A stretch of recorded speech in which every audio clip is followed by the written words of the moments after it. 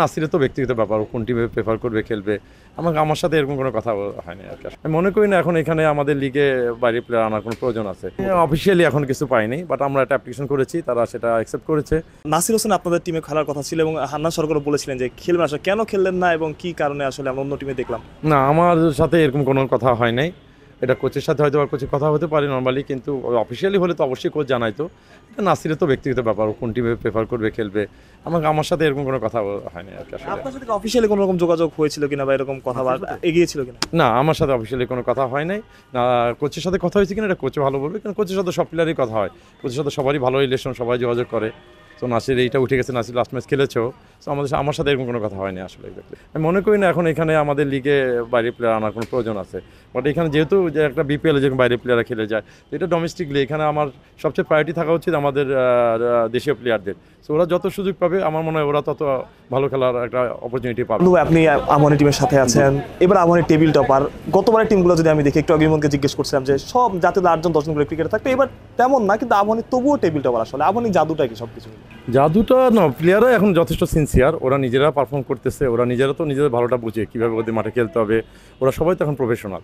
আর আমাদের টিমটা একটা ডিসিপ্লিনে আছে যথেষ্ট, আমাদের ম্যানেজমেন্ট বলেন, কোচিং স্টাফ বলেন, প্লেয়াররা বলেন, সবাই যার যার জায়গা থেকে যথেষ্ট চেষ্টা করতেছে।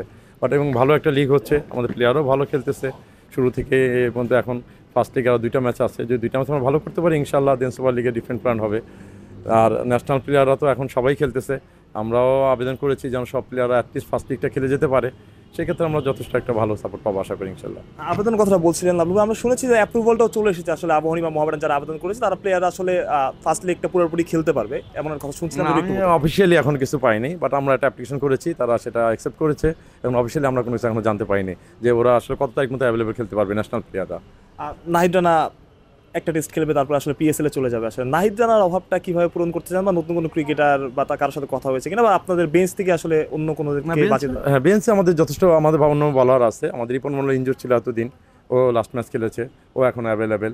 মৃত্যুঞ্জয় আছে, মেহেদি হাসান আছে। সো আমাদের বেঞ্চে আশা করি ভালো প্লেয়ারই আছে। আর তারপরে আমরা চেষ্টা করতেছি, কিন্তু আসলে এখন অ্যাভেলেবেল কাউকে পাবেন না তো আপনি। প্রত্যেকটা টিমেই তো সবাই যার যা ভালো প্লেয়ার সবাই সব টিমেই খেলতেছে। তো এখন ওর জায়গা রিপ্লেস করার মতো তো কেউ নাই। সো সেইখানে আমাদের রিজার্ভে যারা আছে সেখান থেকে আমাদের ভালো পারফর্ম বের করে নিয়ে আসতে হবে আশা করি।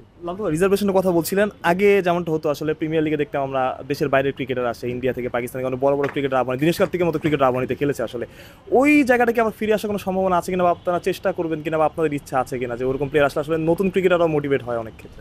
এটা তো টোটালি ধরুন বোর্ডের ডিসিশন যে ফরেন প্লেয়ার অ্যাপ্লাই করবে কিনা, বাট আমাদের লোকাল প্লেয়ার এখন যথেষ্ট ভালো খেলতেছে। আমি মনে করি না এখন এখানে আমাদের লিগে বাইরে প্লেয়ার আনার কোনো প্রয়োজন আছে। বাট এখানে যেহেতু যে একটা বিপিএল যেরকম বাইরে প্লেয়াররা খেলে যায়, তো এটা ডোমেস্টিকলি এখানে আমার সবচেয়ে প্রায়োরিটি থাকা উচিত আমাদের দেশীয় প্লেয়ারদের। সো ওরা যত সুযোগ পাবে আমার মনে হয় ওরা তত ভালো খেলার একটা অপরচুনিটি পাবে এখানে। সো আমার তো বেটার মনে হয় যে ওরাই কন্টিনিউ করবে সবসময় আশা করি।